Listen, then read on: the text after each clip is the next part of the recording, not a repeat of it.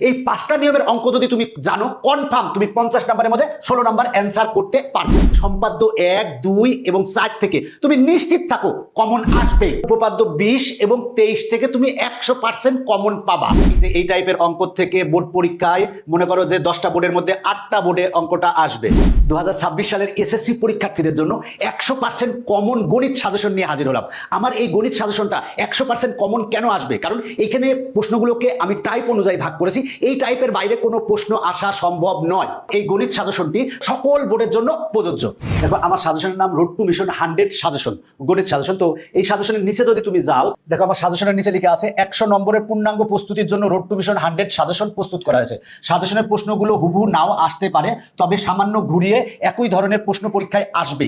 এই সাজেশন সম্পূর্ণভাবে ফলো করলে প্রশ্ন যেভাবেই আসুক না কেন তুমি উত্তর দিতে সক্ষম হবে ইনশাআল্লাহ। তার মানে তুমি যেভাবেই প্রশ্ন আসুক উত্তর দিতে সক্ষম হবে ইনশাআল্লাহ, যদি তুমি সাজেশনটা সম্পূর্ণ ফলো করো। তোমাদের কিন্তু পরিসংখ্যান থেকে 20 মার্ক তুমি এই বছর অ্যান্সার করতে পারবে। সুতরাং আমরা আগে পরিসংখ্যান নিয়ে আলোচনা করব। তুমি যদি 5টা নিয়মের অঙ্ক পারো তাহলে কিন্তু তুমি নিশ্চিত 16 নাম্বার পাবা, নিশ্চিত 50 নম্বরের মধ্যে 16 নাম্বার পাবা। তার মানে সংক্ষিপ্ত পদ্ধতিতে গড় নির্ণয়, গণসংখ্যা বহুভুজ অঙ্কন, অজীব রেখা অঙ্কন, মধ্যক নির্ণয়, প্রচুরক নির্ণয়, এই 5টা নিয়মের অঙ্ক যদি তুমি জানো কনফার্ম তুমি 50 নম্বরের মধ্যে 16 নাম্বার অ্যান্সার করতে পারবে। দেখো সংক্ষিপ্ত পদ্ধতিতে গড় নির্ণয়, সংক্ষিপ্ত পদ্ধতিতে গড় নির্ণয়ের অঙ্ক কিন্তু দুই ভাবে আসতে পারে। এরকম একটা সব দেয়া থাকতে পারে, বলা থাকবে যে সারণী থেকে সংক্ষিপ্ত পদ্ধতিতে গড় নির্ণয় করো, এইরকম থাকতে পারে অথবা এরকমও থাকতে পারে। মনে করো যে এরকম দেওয়া আছে, বললো যে সংক্ষিপ্ত পদ্ধতিতে গড় নির্ণয় করতে হবে, তুমি আগে এখানের এই তথ্যগুলো থেকে আগে সারণী তৈরি করে নেবে, নিয়ে সংক্ষিপ্ত পদ্ধতিতে গড় নির্ণয় করবে। এইরকম আসবে অথবা এরকম আসবে। নিশ্চিত থাকো প্রত্যেক বোর্ডে 100% সংক্ষিপ্ত পদ্ধতিতে গড় নির্ণয় তুমি কমন পাবে, 100% পাবে। এরপরে দেখো অজীব রেখা অঙ্কন। দেখো অজীব রেখা অঙ্কনের ক্ষেত্রে কি আসবে, যে এরকম উপাত্ত দেওয়া আছে, এখন বলা আছে অজীব রেখা অঙ্কন করো। তোমাকে এই উপাত্ত থেকে আগে ছকে পরিণত করতে হবে, মানে সারণীতে পরিণত করতে হবে, তারপরে তুমি অজীব রেখা অঙ্কন করবে। আবার এরকম একটা সারণী দেওয়া থাকতে পারে, এখন বললো যে উপাত্তের অজীব রেখা অঙ্কন করো, এরকম সারণী দেওয়া থাকতে পারে, উপাত্তের অজীব রেখা অঙ্কন করো। এখন তোমার এই দুই নিয়মের অঙ্ক জানলেই তুমি অজীব রেখা তুমি পারবে, আর অজীব রেখা প্রত্যেক বোর্ডেই আসবে ইনশাল্লাহ। বহুভুজ অঙ্কন, দেখো বহুভুজ অঙ্কনের ক্ষেত্রে এরকম আসতে পারে অথবা এরকম সব দেওয়া থাকা আসতে পারে। দেখো বলা আছে উপাত্তের গণসংখ্যা বহুভুজ অঙ্কন করো, এখানে উপাত্তের গণসংখ্যা বহুভুজ অঙ্কন করতে হবে। তাহলে এই উপাত্তকে আমরা আগে সারণীতে প্রকাশ করবো বা ছকের মাধ্যমে প্রকাশ করবো, তারপরে আমরা গণসংখ্যা বহুভুজ নির্ণয় করবো। অনেক সময় কিন্তু এরকম আসতে পারে যে উপাত্তের গণসংখ্যা বহুভুজ অঙ্কন করো, এরকম ছক দেওয়া আছে, এখন উপাত্তের আমার গণসংখ্যা বহুভুজ নির্ণয় করতে হবে। এটাও কিন্তু তোমাদের প্রত্যেকের বোর্ডে 100% কমন আসবে। মধ্যক নির্ণয়, দেখো এরকম উপাত্ত দেওয়া থাকবে, বলা আছে যে শ্রেণী ব্যবধান 6 ধরে গণসংখ্যা সারণী তৈরি করে মধ্যক নির্ণয় করো, এরকম আসতে পারে। অথবা এরকম সারণী দেওয়া আছে, এখন বলা হলো যে মধ্যক নির্ণয় করো, এরকমও আসতে পারে, এটাও আসতে পারে, এটাও আসতে পারে। আর এই যে এত সংখ্যাগুলোর মধ্যক কত, এটা কিন্তু তোমাদের ক নং বা সংক্ষিপ্ত প্রশ্নের জন্য আসতে পারে। এবার দেখো প্রচুরক নির্ণয়, দেখো এরকম দেখো উপাত্ত দেওয়া আছে, বলা আছে যে প্রচুরক নির্ণয় করো, মানে 5 ধরে সারণী তৈরি করে প্রচুরক নির্ণয় করো। উপাত্ত দেওয়া আছে, এখন তোমাকে 5 ধরে মানে শ্রেণী ব্যাপ্তি 5 ধরে সারণী তৈরি করে প্রচুরক নির্ণয় করো, এরকম আসতে পারে। অথবা সারণী দেওয়া থাকতে পারে, বলা হলো যে প্রচুরক নির্ণয় করো। আর অনেক সময় ক বা সংক্ষিপ্ত প্রশ্নের জন্য এরকম আসতে পারে যে এত উপাত্তের প্রচুরক আছে কি ব্যাখ্যা করো। এটা হচ্ছে ক বা সংক্ষিপ্ত প্রশ্নের জন্য গুরুত্বপূর্ণ। আয়তলেখ অঙ্কন খুব কম আসে, তারপরেও তোমরা দেখে যেতে পারো যে প্রদত্ত সারণী থেকে আয়তলেখ অঙ্কন, এরকম সারণী দেওয়া আছে, বললো যে আয়তলেখ অঙ্কন করো, এটা খুব কম আসে, তবে তোমরা তাও দেখে যেতে পারো। তার মানে দেখো সংক্ষিপ্ত পদ্ধতিতে গড় নির্ণয় আসবেই, তারপরে বহুভুজ অঙ্কন আসবেই, তারপরে অজীব রেখা অঙ্কন আসবেই, মধ্যক নির্ণয় আসতে পারে অথবা প্রচুরক নির্ণয় আসতে পারে, অনেক সময় আয়তলেখ অঙ্কন আসতে পারে, অথবা একটা ছক দিয়ে আছে শুধু সরাসরি গড় নির্ণয় আসতে পারে। তার মানে তুমি এই 5টা নিয়ম যদি তুমি নিয়মের অঙ্ক যদি তুমি ভালো করে পারো, তার মানে তুমি 16 মার্ক পাবে। তোমাদের সৃজনশীলের ক প্রশ্নের জন্য কোনগুলো গুরুত্বপূর্ণ সেগুলো নিয়ে আলোচনা করবো। দেখো এখন একটা গণসংখ্যা সারণী দেওয়া থাকতে পারে, বললো যে মধ্যক শ্রেণীর মধ্যমান নির্ণয় করো, এটা কিন্তু অনেক বোর্ডে আসবে, তুমি দেখে নিও, এটা আসবে। তারপরে এরকম থাকতে পারে যে F1 প্লাস F2 এর মান নির্ণয় করো, এরকম আসতে পারে। তারপরে প্রচুরক শ্রেণীর মধ্যবিন্দু নির্ণয় করো, এরকম আসতে পারে। আবার সংজ্ঞা আসতে পারে, বিচ্ছিন্ন অবিচ্ছিন্ন চলকের সংজ্ঞা লিখো, এটা কিন্তু আসার সম্ভাবনা অনেক বেশি। তাছাড়া কোনো শ্রেণীর উচ্চ সীমা দেওয়া আছে, মধ্যমান দেওয়া আছে, ওই শ্রেণীর নিম্ন সীমা নির্ণয় করো, এটা আসতে পারে। এখানে কিন্তু আমরা সকল প্রকার স্টুডেন্টের জন্য সাজেশন রেখেছি। লালগুলা সবচেয়ে বেশি গুরুত্বপূর্ণ, যারা মোটামুটি করতে চাও তারা লালগুলা শুধু পড়লেই হবে, আর যদি একটু ভালো করতে চাও লালগুলার সাথে এই কালারগুলো পড়বে। আর যদি একেবারে 100 প্রিপারেশন নিতে চাও তাহলে এই নিচের গুলো তোমরা পড়বে, তাহলে সবচেয়ে ভালো হবে। নিচের গুলাও কিন্তু অনেক গুরুত্বপূর্ণ। দেখো নিচের যেগুলো আছে, যে বলা আছে যে শ্রেণীব্যাপ্তি 7 ধরে গণসংখ্যা নিবেশন সারণী তৈরি করো, তারপরে প্রচুরক নির্ণয়ের সূত্রটি লিখো, হাতি কোন ধরনের চলক এবং কেন সেটা লিখো, তারপরে হচ্ছে ক্রমযোজিত গণসংখ্যা সারণী তৈরি করো, এটা আসতে পারে। আর এছাড়া কিন্তু অনেকগুলা বোর্ডে এই যে এই প্রশ্নটা আসতে পারে, সেটা হলো যে বলা আছে যে এই যে উপাত্ত দেওয়া আছে, এখন বলা আছে সংখ্যাগুলোর গড় এত হলে এক্স এর মান নির্ণয় করে। এখানে এক্স দিতে পারে বা ওয়াই দিতে পারে বা যে কোনো কিছু দিতে পারে। আবার এরকমও দিতে পারে যে প্রদত্ত উপাত্ত থেকে 5 শ্রেণী ব্যাপ্তি ধরে গণসংখ্যা সারণী তৈরি করে গড় নির্ণয় করো। এটা হচ্ছে খ বা গ এর জন্য গুরুত্বপূর্ণ। গাণিতিক গড় নির্ণয় করো, সারণী দেওয়া আছে, গাণিতিক গড় নির্ণয় করো, এটাও কিন্তু আসতে পারে। আর সংক্ষিপ্ত প্রশ্নের জন্য কিন্তু আমার আলাদা সাজেশন আছে, সাজেশনের ভিডিও আছে, সেই ভিডিওটাও দেখবা। আমি যেগুলো বললাম এগুলো যদি তুমি ভালো করে প্র্যাকটিস করো তাহলে পরিসংখ্যানে তুমি আশা করি যে 20-এ 20 অ্যান্সার করতে পারবে ইনশাল্লাহ। তোমাদের বীজগণিতে কিন্তু 3টা অধ্যায় আছে, সেটা হলো যে 2, 3 এবং 11। এখান থেকে কিন্তু 2টা সৃজনশীল আসবে।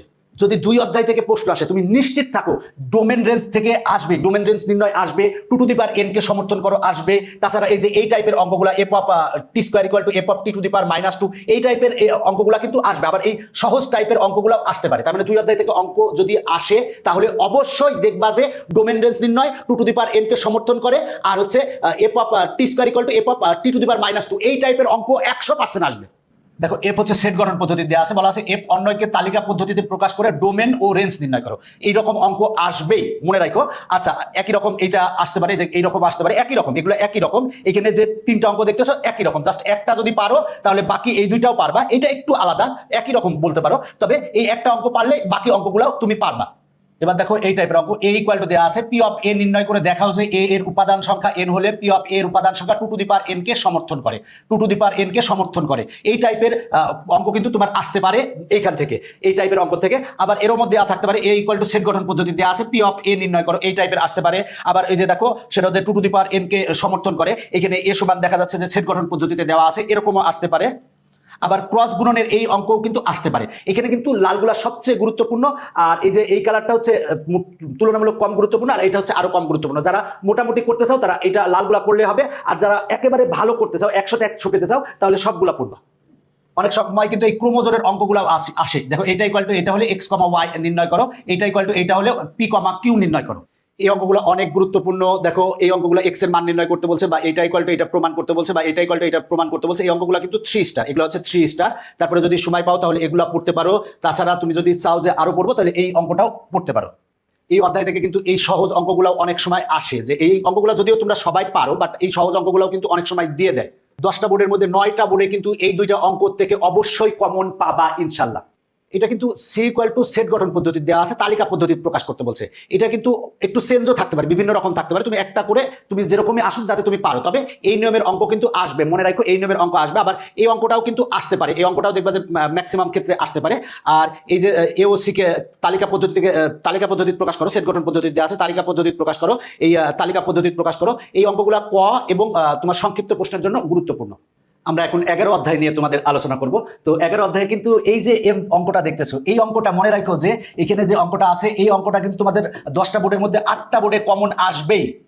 তাছাড়া এই অঙ্কটাও গুরুত্বপূর্ণ, তুমি চাইলে এই অঙ্ক 2টাও করতে পারো। আর এইখানে এই টাইপের অঙ্ক আরো আছে, দেখো এই যে এখানে আছে, এই অঙ্কটা আছে, এই অঙ্কটা আছে, এই অঙ্কটা আছে। এই অঙ্কগুলো সবগুলো প্রায় একই রকমের, এই অঙ্কগুলো সবগুলো একই রকমের। এই নিয়মের থেকে অঙ্ক কিন্তু তুমি বোর্ড পরীক্ষায় কমন পাবেই। তারপরে যেটা থেকে আসে সেটা হলো যে এই যে এই নিয়মের অঙ্ক, যদি এই অধ্যায় থেকে প্রশ্ন আসে তাহলে এই নিয়মের অঙ্ক কিন্তু আসবে। এই 2টা অঙ্ক থেকে একটা আসার সম্ভাবনা মনে করো যে 90%। তাছাড়া এই অঙ্কগুলো দেখতে পারো, এখানে যে অঙ্কগুলো আছে এই অঙ্কগুলো দেখতে পারো। তবে এই অঙ্কটা মনে রাখো পরীক্ষায় আসবে। এই অঙ্কটা খুব কম টাইমে আসে, সেটা হলো ক্ষেত্রফল শতকরা কত হ্রাস বা বৃদ্ধি পাবে। এই অঙ্কটা খুব কম টাইমে আসে।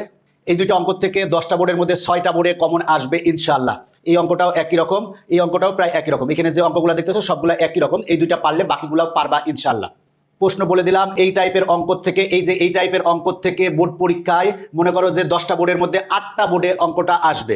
একই রকমের এই অঙ্কটা, একই রকমের এই অঙ্কটা। এই অঙ্কটা পারলে বাকি অঙ্কগুলো পারবে ইনশাআল্লাহ। ক নং এবং সংক্ষিপ্ত প্রশ্নের জন্য যে x, y, z ক্রমিক সমানুপাতি, এটা আসবে সংক্ষিপ্ত বা ক নং এ আসবে। লিখে রাখো যে 10টা বোর্ডের মধ্যে 9টা বোর্ডে আসবে। এটাও কিন্তু অনেক গুরুত্বপূর্ণ। 2টি সংখ্যার অনুপাত দেওয়া আছে, লসাগু দেওয়া আছে, সংখ্যা 2টি নির্ণয় করো। তাছাড়া এই অঙ্কটাও অনেকবার আসে। এখানে যে অঙ্কগুলো আছে এই অঙ্কগুলো দেখলেই তোমার 11 অধ্যায় কমপ্লিট হবে। এখন আমরা 3য় অধ্যায় নিয়ে আলোচনা করব। 3য় অধ্যায়ের সবচেয়ে বেশি গুরুত্বপূর্ণ হচ্ছে এই যে x to the power 6 plus 1 by x to the power 6 এর মান নির্ণয় করো। x ইকুয়াল টু এত দিয়ে আছে। মনে রাখো যে এইটা তুমি 10টা বোর্ডের মধ্যে 8টা বোর্ডে কমন পাবা। একই রকম এই অঙ্কটাও একই রকম। এরপরে যে গুরুত্বপূর্ণ অঙ্ক সেগুলো a to the power 5 plus 1 by a to the power 5 equal to এত প্রমাণ করো। এখানে a স্কয়ার ইকুয়াল টু দেওয়া আছে। একই রকম ভাবে মনে করো যে y to the power 5 minus 1 by y to the power 5। এই টাইপের অঙ্কগুলো অনেক বেশি গুরুত্বপূর্ণ এই চ্যাপ্টারের। তাছাড়া এই নিয়মের অঙ্কগুলো করতে পারো। এখানে যে অঙ্কগুলো দেখতেছো যে k square plus 1/k square equal to এত হলে দেখাও যে এত ইকুয়াল টু এত, অথবা এটা ইকুয়াল টু এইটা, অথবা এটা ইকুয়াল টু এইটা, এই অঙ্কগুলো অনেক গুরুত্বপূর্ণ। আর এখানে যে অঙ্কগুলো আছে এগুলোও দেখতে পারো। এরপরে আসো টাইপ 4। টাইপ 4 এ যে অঙ্কগুলো আছে সেটা হলো যে y⁴ সংক্রান্ত অঙ্ক। y⁴ সংক্রান্ত যে অঙ্কগুলো আছে, এখানে যে অঙ্কগুলো আছে যে p⁴ ইকুয়াল টু এত হলে প্রমাণ করো যে এইটা ইকুয়াল টু 0। তারপরে মনে করো যে এইটা ইকুয়াল টু 0 হলে এত এর মান নির্ণয় করো। এই অঙ্কগুলো অনেক বেশি গুরুত্বপূর্ণ। তাছাড়া এই অঙ্কগুলো দেখতে পারো। এখন কিন্তু এই নিয়মের অঙ্কগুলো খুব বেশি আসতেছে, যে 16 ইন্টু এত ইকুয়াল টু 18। এই নিয়মের অঙ্কগুলো খুব বেশি আসতেছে। এই নিয়মের অঙ্কগুলো একটু বেশি করে প্র্যাকটিস করবা। এখানে যে নিয়মের অঙ্কগুলো আছে এই নিয়মের অঙ্কগুলো কিন্তু বেশি করে প্র্যাকটিস করবা। x equal to √3 plus √2, m equal to 2 plus √3, এই নিয়মের অঙ্কগুলো গুরুত্বপূর্ণ। এই নিয়মের অঙ্কগুলো দেখবা।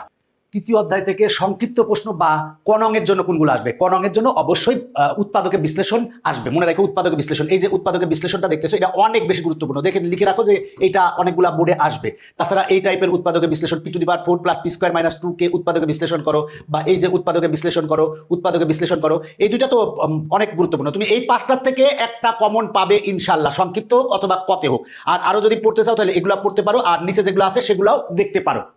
জ্যামিতি এই সপ্তম অধ্যায় থেকে সম্পাদ্য 1, 2 এবং 4 থেকে তুমি নিশ্চিত থাকো কমন আসবেই। সম্পাদ্য 1-এর এই অঙ্কটা আছে এটা খুব গুরুত্বপূর্ণ। তারপরে সম্পাদ্য 2-এর যেটা আছে সবচেয়ে গুরুত্বপূর্ণ। আর এই সম্পাদ্য 2টা এরকম আসে, তুমি নিশ্চিত থাকো যে সম্পাদ্য 1, 2 থেকে তুমি কমন পাচ্ছই। সম্পাদ্য 4 অনেক বেশি গুরুত্বপূর্ণ, অনেক বেশি গুরুত্বপূর্ণ। লিখে নাও যে 10টা বোর্ডের ভিতর থেকে 8টা বোর্ডে সম্পাদ্য 4 আসছে। আর তাছাড়া এটাও সম্পাদ্য 4 একটু চেঞ্জ করে আসতে পারে, সেটার জন্য দেওয়া আছে। সম্পাদ্য 5 একটু তুলনামূলক কম গুরুত্বপূর্ণ। ট্রাপিজিয়াম অঙ্কনের যে সম্পাদ্যটা আছে এটা অনেক বেশি গুরুত্বপূর্ণ, অনেক বেশি গুরুত্বপূর্ণ। তারপরে দেখো এখানে যে সম্পাদ্য আছে, এই যে এখানে যে সম্পাদ্য দেখতেছো এই সম্পাদ্যগুলো অবশ্যই ভালো করে পড়বা, এতে তোমাদের জন্য অনেক ভালো হবে। দেখো সেটা হলো যে পি সমান দেওয়া আছে, কোণ x ইকুয়াল টু দেওয়া আছে, একটি রম্বস আঁকো যার পরিসীমা 3p, একটি কোণ দেওয়া আছে। খুবই গুরুত্বপূর্ণ, খুবই গুরুত্বপূর্ণ, লিখে রাখো। এইটা অনেক গুরুত্বপূর্ণ। একটি ত্রিভুজের পরিসীমা p ইকুয়াল টু এত, ত্রিভুজটির পরিসীমা সমান, পরিসীমা বিশিষ্ট একটি বর্গ অঙ্কন করো, এটা আসতে পারে। তাছাড়া এটাও দেখতে পারো। সমবাহু ত্রিভুজ অঙ্কন সংক্রান্ত যে সম্পাদ্যটা আছে অনেক গুরুত্বপূর্ণ, অনেক গুরুত্বপূর্ণ। এটাকে তুমি 6 স্টার দিতে পারো। তারপরে সম্পাদ্য 3, বা তারপরে হচ্ছে সম্পাদ্য অনুশীলনী 7.1-এর 3, এগুলা দেখতে পারো।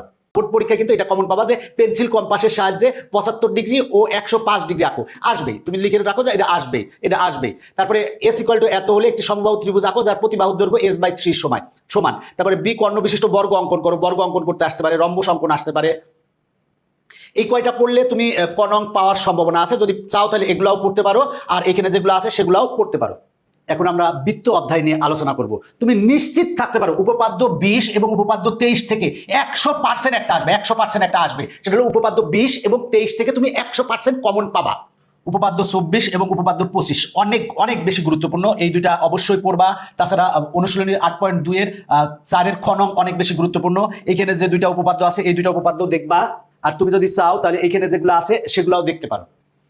উপপাদ্য 18, উপপাদ্য 19 অনেক বেশি গুরুত্বপূর্ণ। তারপরে উপপাদ্য 17, তারপরে 8.1-এর 7 নং, উপপাদ্য 17-র বিপরীত, এগুলোও পড়তে পারো। তবে এখানে উপপাদ্য 18 এবং 19 অনেক বেশি গুরুত্বপূর্ণ। তোমার বোর্ড পরীক্ষায় কনঙের জন্য বা সংক্ষিপ্ত প্রশ্নের জন্য 100% এই দুইটা উপপাদ্য থেকে একটা আসবেই। 100% লিখে নিতে পারো যে বৃত্তের ব্যাসী বৃহত্তম জ্যা আর অর্ধবৃত্তস্থ কোণ এক সমকোণ, এই দুইটা থেকে 100% একটা আসবেই। কেন্দ্রস্থ কোণ ও বৃত্তস্থ কোণের সংজ্ঞা দাও, এটা অনেক বেশি গুরুত্বপূর্ণ। তাছাড়া বৃত্তের পরিধি নির্ণয় করো, এটা কম আসে। তারপরে এইখানে যেগুলো আছে এগুলো পড়তে পারো, আর এখানে যেগুলো আছে সেগুলোও পড়তে পারো। তবে এই চ্যাপ্টারে ক এবং সংক্ষিপ্ত প্রশ্নের জন্য এই তিনটা সবচেয়ে গুরুত্বপূর্ণ, এই তিনটা থেকে একটা কমন পেতে পারো। উপপাদ্য 26, 27 অনেক গুরুত্বপূর্ণ, পরীক্ষায় কিন্তু অনেক সময় আসে। তাছাড়া এখানে যেগুলো আছে সেগুলোও দেখতে পারো, আর এই পাশে যেগুলো আছে এখানকার গুলাও দেখতে পারো। পরিবৃত্ত অঙ্কন, তারপরে অন্তবৃত্ত অঙ্কন, তারপর বহির্বৃত্ত অঙ্কন, এগুলো সম্পাদ্যের জন্য অনেক গুরুত্বপূর্ণ। ত্রিকোণমিতির সবচেয়ে বেশি গুরুত্বপূর্ণ হচ্ছে সমীকরণ দেওয়া থাকে সেটা সমাধান করতে বলে, এটা কিন্তু সবচেয়ে বেশি গুরুত্বপূর্ণ। যে দেখো এই একটা সমীকরণ দেওয়া আছে, বলা আছে থিটার মান নির্ণয় করো, মানে সমাধান করে। দেখো এখানে একটা সমীকরণ দেওয়া আছে, এখন বলা আছে সমাধান করো, তারপরে যে থিটার মান নির্ণয় করো। এই অঙ্কগুলো অনেক বেশি গুরুত্বপূর্ণ খ এবং গ এর জন্য। ত্রিকোণমিতির সবচেয়ে গুরুত্বপূর্ণ অঙ্ক হচ্ছে সমীকরণ সমাধান, চাইলে তুমি এগুলাও পড়তে পারো। এই অঙ্কগুলা মোটামুটি গুরুত্বপূর্ণ, কারণ এই অঙ্কগুলো তোমাদের পাঠ্য বইতে আছে, দেখবা যে এই অঙ্কগুলা সেটা হলো যে এইটা ইকুয়াল টু 3 ইকুয়াল টু এইটা হলে প্রমাণ করো যে এইটা ইকুয়াল টু এটা, মানে এ আর বি এর মান নির্ণয় করতে হয়, বা এক্স আর ওয়াই এর মান নির্ণয় করতে হয়। এই অঙ্কগুলাও দেখতে পারো। 9.1 এর সবচেয়ে গুরুত্বপূর্ণ অঙ্ক হলো যে এইটা ইকুয়াল টু এইটা হলে এটা প্রমাণ করো। তোমাদের 9.1 এর অঙ্ক অনেক বেশি গুরুত্বপূর্ণ, এই অঙ্কটাও গুরুত্বপূর্ণ। আর এখানে যে অঙ্কগুলো আছে সেগুলোও দেখতে পারো। এখানে যে অঙ্ক দেখতেছো এই দুইটা অঙ্ক অনেক বেশি গুরুত্বপূর্ণ, আর এই অঙ্ক দুইটা কয়ের জন্য আসে। তাছাড়া এখানে যে দুইটা অঙ্ক দেখতেছো, এখানে যে অঙ্ক আছে, এখানে যে দুইটা অঙ্ক আছে, এই দুইটা অনেক গুরুত্বপূর্ণ অঙ্ক। তোমাদের 10টা বোর্ডের মধ্যে 8টা বোর্ডে কিন্তু এই নিয়মের অঙ্ক আসবে, এই নিয়মের অঙ্ক আসবে। দেখো এইটা ইকুয়াল টু এইটা প্রমাণ করতে বলে বা এইটা প্রমাণ করতে বলতে পারে। তবে এখানে যে অঙ্কগুলো দেখতেছো এই অঙ্কগুলো সবগুলো একই নিয়মের অঙ্ক, এটা তোমাদের পাঠ্য বইয়ের উদাহরণের অঙ্ক। তাছাড়া এখানে যে অঙ্কটা আছে অনেক গুরুত্বপূর্ণ, এই অঙ্কগুলোও দেখতে পারো। ত্রিকোণমিতির সংক্ষিপ্ত প্রশ্নের জন্য এই 3টা অঙ্ক অনেক বেশি গুরুত্বপূর্ণ। এখানে যে 3টা অঙ্ক দেখতেছো এই 3টা অঙ্ক অনেক বেশি গুরুত্বপূর্ণ। তাছাড়া এই অঙ্কগুলো অনেকবার আসে, আর যদি পারো এই অঙ্কগুলো দেখতে পারো সংক্ষিপ্ত প্রশ্ন বা ক নংয়ের জন্য। পরিমিতির থেকে কিন্তু একটা সৃজনশীল আসবে। তো বিগত বছরের বোর্ড প্রশ্নগুলো যদি বিশ্লেষণ করো দেখবা যে পাইপের লোহার ওজন কত, এই অঙ্কটা সবচেয়ে গুরুত্বপূর্ণ। পরিমিতির সবচেয়ে গুরুত্বপূর্ণ অঙ্ক হচ্ছে এইটা। এছাড়াও সমগ্র তলের ক্ষেত্রফল নির্ণয় করো সিলিন্ডারের ক্ষেত্রে, বা এখানে যে অঙ্কগুলো আছে এগুলো দেখতে পারো। এছাড়া রম্বস সংক্রান্ত যে অঙ্কগুলো আছে, রম্বসের পরিসীমা দেওয়া আছে, বৃহত্তম কর্ণের দৈর্ঘ্য দেওয়া আছে, অপর কর্ণ ক্ষেত্রফল নির্ণয় করো। রম্বস সংক্রান্ত এই অঙ্কগুলো বেশি গুরুত্বপূর্ণ। আর এখান থেকে কিন্তু ট্রাপিজিয়ামের অঙ্ক কিন্তু প্রতি বছর আমরা দেখতে পাই যে ট্রাপিজিয়ামের অঙ্কটা আসে, যে একটা ট্রাপিজিয়াম দেওয়া আছে, এরকম ট্রাপিজিয়াম দেওয়া আছে, বিভিন্ন তথ্য দেওয়া আছে, বলা হলো যে চতুর্ভুজটির ক্ষেত্রফল নির্ণয় করো। এটা অনেক বেশি গুরুত্বপূর্ণ। সামান্তরিকের অপর কর্ণের দৈর্ঘ্য নির্ণয় করো গুরুত্বপূর্ণ। তাছাড়া এই দুটো অঙ্ক গুরুত্বপূর্ণ। বৃত্ত সংক্রান্ত যে অঙ্কগুলো আছে এই যে এই অঙ্কগুলা খুবই গুরুত্বপূর্ণ। যে বলা আছে যে বৃত্তের বলা আছে যে একটি বৃত্তের ব্যাসার্ধ এত সেন্টিমিটার হলে বৃত্তের ক্ষেত্রফল ও ওই বৃত্তে অন্তর্লিখিত বর্গের ক্ষেত্রফলের পার্থক্য নির্ণয় করো, খুবই গুরুত্বপূর্ণ। তারপর চাকাটিতে অন্তর্লিখিত বর্গক্ষেত্রের বাহুর দৈর্ঘ্য নির্ণয় করো। এখানে যেগুলো আছে এই বৃত্ত সংক্রান্ত যে অঙ্কগুলো আছে এই অঙ্কগুলো এগুলো দেখতে পারো। আয়ত এবং বর্গ সংক্রান্ত যে অঙ্কগুলো আছে এখানে এই অঙ্কগুলো দেখতে পারো, এগুলো মাঝে মাঝে আসে। আয়তাকার ঘনবস্তু ও ঘনক সংক্রান্ত এখানে যে অঙ্কগুলো আছে এই অঙ্কগুলো খুবই গুরুত্বপূর্ণ, এই অঙ্কগুলো বেশি করে দেখবা। তাছাড়া সময় পেলে এই অঙ্কগুলো দেখবা, আর এই নিচের অঙ্কগুলো দেখতে পারো, দেখলে তোমার জন্য অনেক ভালো হবে। এখানে যে অঙ্কগুলো আছে এই অঙ্কগুলো দেখবা। ক নং বা সংক্ষিপ্ত প্রশ্নের জন্য এই 3টা সবচেয়ে বেশি গুরুত্বপূর্ণ। বিশেষ করে দুটি বাহুর দৈর্ঘ্য দেওয়া আছে আর এদের অন্তর্ভুক্ত কোণ দেওয়া আছে, ত্রিভুজটির ক্ষেত্রফল নির্ণয় করো। আবার বিষম বাহুর ক্ষেত্রে মানে 3টা বাহুর দৈর্ঘ্য দেওয়া আছে, এখন বলা আছে ত্রিভুজটির ক্ষেত্রফল নির্ণয় করো। এটা যদি এখানে দেওয়া নাই, বাট তারপরে ওইটা দেখবা, কারণ ওইটা আমি সংক্ষিপ্তে আলাদা যে সাজেশন দিয়েছি সেই সাজেশনে দেওয়া আছে। সংক্ষিপ্ত প্রশ্ন এবং ক নং প্রশ্নের জন্য এখানে যেগুলো দেওয়া আছে এগুলো বেশি করে প্র্যাকটিস করবা।